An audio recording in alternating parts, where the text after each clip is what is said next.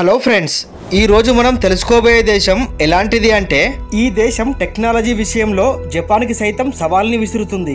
ఈ దేశం ప్రపంచంలోనే మొట్టమొదటగా ఒక రోబోని ఉద్యోగంలో పెట్టుకొని దాంతో వర్క్ చేయించుకుంది. ఈ దేశాన్ని క్యాపిటల్ ఆఫ్ ప్లాస్టిక్ సర్జరీ అని కూడా పిలుస్తారు. ఇది చాలా చిన్న దేశం అయినప్పటికీ జీడిపి విషయంలో మాత్రం రోజు రోజుకి డెవలప్ అవుతూనే ఉంది. అంతేకాదు ఈ దేశంలోని సగం మంది ప్రజలు తమ పేరు చివరన కిమ్ అని పెట్టుకుంటారు. కిమ్ అనగానే నార్త్ కొరియా గురించి చెప్తున్నాను అని అనుకోకండి. నార్త్ కొరియా కంటే 100 రెట్లు బెటర్ అయిన సౌత్ కొరియా. ఎస్ ఫ్రెండ్స్, ఈ రోజు ఈ వీడియోలో సౌత్ కొరియా గురించిన కొన్ని అమేజింగ్ అండ్ ఇంట్రెస్టింగ్ విషయాల గురించి తెలుసుకోబోతున్నాం. సో ఫ్రెండ్స్, ఈ వీడియో చాలా ఇంట్రెస్టింగ్ గా ఉండబోతుంది కనుక ఎక్కడా స్కిప్ చేయకుండా చివరి వరకు చూడండి. అలాగే వీడియోని స్టార్ట్ చేసే ముందు మీ సపోర్ట్ గా జస్ట్ ఒక లైక్ చేయండి చాలు.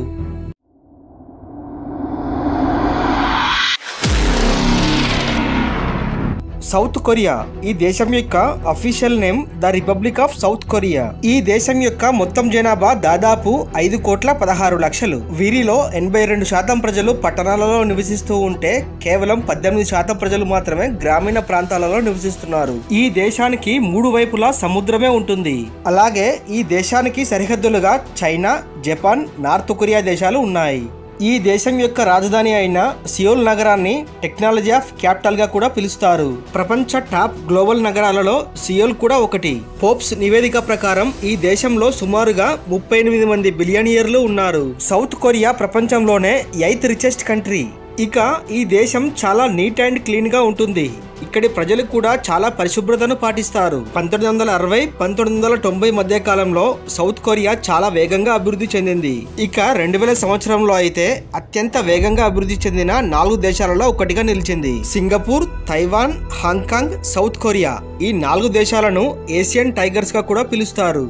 ఈ దేశంలోని ప్రజలందరూ చాలా స్లిమ్ అండ్ ఫిట్ గా ఉంటారు. వీరంతా రోజులో కనీసం 1 గంట అయినా ఎక్సర్సైజ్ కోసం కేటాయిస్తారు. కొరియన్ ప్రజల మొహాలన్నీ దాదాపు ఒకేలా కనిపిస్తాయి. అందుకే ఇక్కడ అందం అంటే స్లిమ్ అండ్ ఫిట్ గా ఉండటమే. ఇక్కడ పొట్ట ఎక్కువగా లావుగా ఉన్న వారిని సోమరిపోతులుగా అభివర్ణిస్తారు. అందుకే ఇక్కడి మహిళలు నాజూకు నడుముతో చాలా అందంగా హాట్ గా ఉంటారు. ఇక్కడి ఆసక్తికరమైన విషయం ఏంటంటే కొరియన్ దేశ ప్రజలకి కలలో పంది కనిపిస్తే తొందరలో ఒక గుడ్ న్యూస్ ని వింటామని అక్కడి ప్రజల నమ్మకం. అలా ఎవరికైనా కనిపిస్తే దానిని ఒక పండుగలా సెలబ్రేట్ కూడా చేసుకుంటారు. ఇక సౌత్ కొరియాలో పొరపాటున కూడా షూస్ ని ఎవరికి గిఫ్ట్ గా ఇవ్వరాదు. అలా ఎవరైనా ఇస్తే వారు దానిని అవమానంగా భావిస్తారు. కానీ నార్త్ కొరియాలో మాత్రం ఎవరికైనా షూ గిఫ్ట్ గా ఇస్తే వారు చాలా హ్యాపీగా ఫీల్ అవుతారు.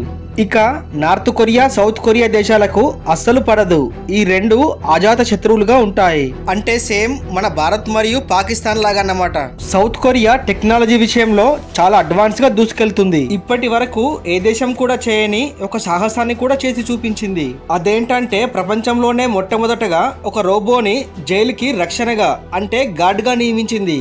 ఇక యూట్యూబ్ చరిత్రలో ఫస్ట్ టైం 1 మిలియన్ వ్యూస్ సాధించిన మొదటి వీడియో ఈ దేశానికి చెందినదే. అదే ఓపెన్ గంగం స్టైల్.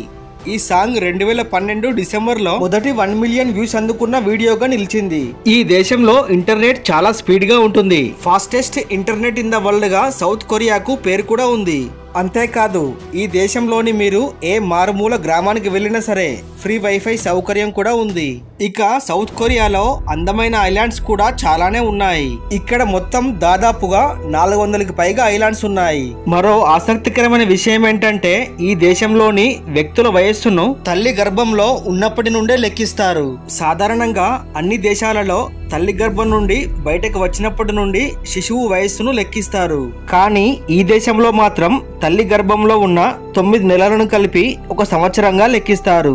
అంటే మన భారతదేశంలో మనం 20 సంవత్సరాలు ఉంటే కొరియాలో మాత్రం దానిని 21 సంవత్సరాలుగా లెక్కిస్తారు. ఇక ఈ దేశంలోని వాతావరణం కూడా చాలా విచిత్రంగా ఉంటుంది. వింటర్ సీజన్ లో ఇక్కడ మంచు విపరీతంగా పడుతుంది. అలాగే ఇక్కడ వేసవి కాలం చాలా కొద్ది రోజులు మాత్రమే ఉంటుంది. ఆ సమయంలో ఇక్కడ ఉష్ణోగ్రత దాదాపు 25 డిగ్రీలు మాత్రమే ఉంటుంది. అదే చలికాలంలో మాత్రం చలి వాయిస్తుంది ఇక్కడ. ఇక ప్రపంచంలోనే ది బెస్ట్ ఐక్యూ లెవెల్స్ కలిగి ఉన్న వారిలో దక్షిణ కొరియా ప్రజలు మొదటి వరుసలో ఉన్నారు. ఇక ఈ దేశ ప్రజలు కుక్క మాంసాన్ని చాలా ఇష్టంగా తింటారు. ఈ మాంసాన్ని తింటే ఆరోగ్యంగా ఉంటామనేది ఇక్కడి ప్రజల నమ్మకం. అంతేకాదు ఈ కుక్క మాంసాన్ని తినటం వల్ల పురుషులలో మొగతనం రెట్టింపు అవుతుందనే ఒక అపోహ కూడా ఉంది. మన దేశంలో కోళ్ల ఫారాలు ఎలాగైతే ఉంటాయో ఆ దేశంలో కుక్కల ఫారాలు అనేవి ఉంటాయి. ఇక్కడి మరో విషయం ఏంటంటే ఈ దేశంలో కుక్కలు సరిపోక ఇతర దేశాల నుండి కూడా వీటిని దిగుమతి చేసుకుంటున్నారు. దీన్ని బట్టి మీరే అర్థం చేసుకోవచ్చు ఈ దేశంలో కుక్క మాంసానికి ఎంత డిమాండ్ ఉందో అని. ఇక ఇక్కడి మరో ఇంట్రెస్టింగ్ విషయం ఏంటంటే ఈ దేశంలోని ఆడవారి కంటే ఇక్కడి మగవారు తమ అందం విషయంలో చాలా జాగ్రత్త తీసుకుంటారు. అంతేకాదు చాలా ఖర్చు పెట్టి కాస్మెటిక్ సర్జరీలు కూడా చేయించుకుంటారు. అలాగే ఈ ప్రపంచంలోనే ఎక్కువ శాతం ప్లాస్టిక్ సర్జరీలు చేయించుకునేది ఈ కొరియన్ ప్రజలే. హెసిన్ డంగ్ పార్క్, దీనిని పెన్నిస్ పార్క్ అని కూడా పిలుస్తారు. ఈ పార్క్ ఈ దేశంలోనే ప్రముఖ పర్యాటక ప్రదేశంగా చెప్పబడుతుంది. ఈ పార్క్ ఇతర పార్కుల కంటే చాలా విచిత్రంగా ఉంటుంది. ఎందుకో మీకు ఆల్రెడీ అర్థమయ్యే ఉంటుంది. ఎందుకంటే ఇక్కడ హ్యూమన్ ప్రైవేట్ పార్ట్స్ ఆకారంలో చెక్కబడిన చాలా రకాలైన బొమ్మలు ఈ పార్కులో ఉన్నాయి. ఇక ఈ దేశంలో 2 రకాల మ్యారేజెస్ ఉన్నాయి.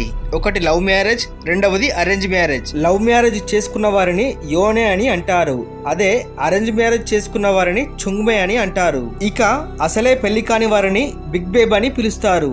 ఇది వినటానికి చాలా విచిత్రంగా ఉంది కదూ.